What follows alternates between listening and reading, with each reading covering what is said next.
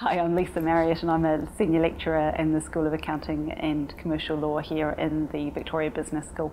As far as research goes, I've got a couple of big research projects that I'm working on at the moment. One is largely experimental based and it runs tax experiments. So what we do with tax experiments is we change variables and see how people respond to those changes in variables. So we will give people scenarios and we'll give different people in those scenarios different tax rates or different audit probabilities and so on. And we observe them and we watch how they behave over time. So that's one project.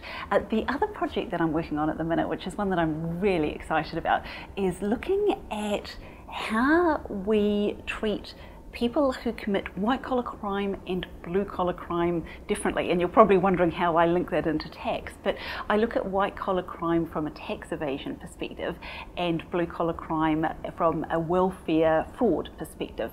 So the nice thing about those two types of offences is that they're quite comparable. I mean, they're both financial offences and they have the same victim, which is the government and society as a whole. So from a conceptual perspective, they're nice and they're comparable.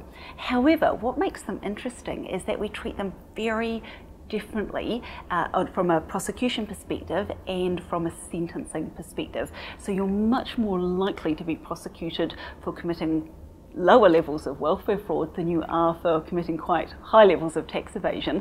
And also after that prosecution process, you're much more likely to get a harsher sentence for engaging in welfare fraud than you are for committing tax evasion, which I think is really quite interesting from all sorts of perspectives, but it speaks to all those sorts of things about society and whether we treat people equally.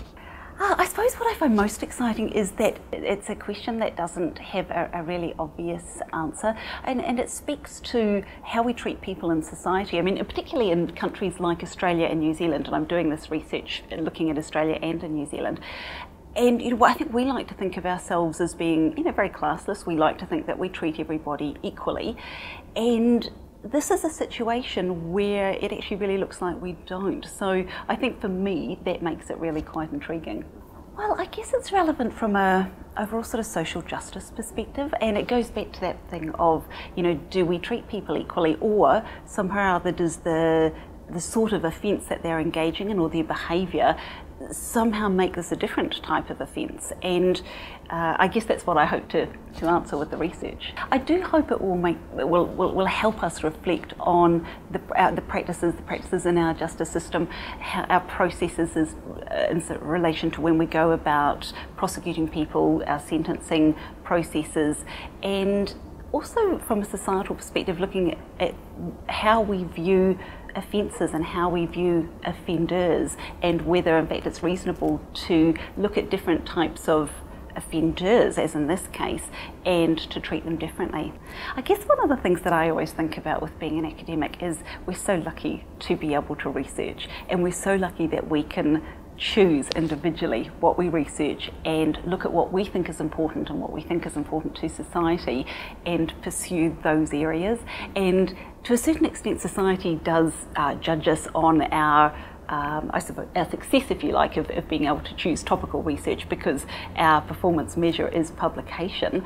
But in fact, I think that works really quite well, because if we can publish what's in demand, then hopefully it means that our research is somehow making a difference, even if it's just in a small way.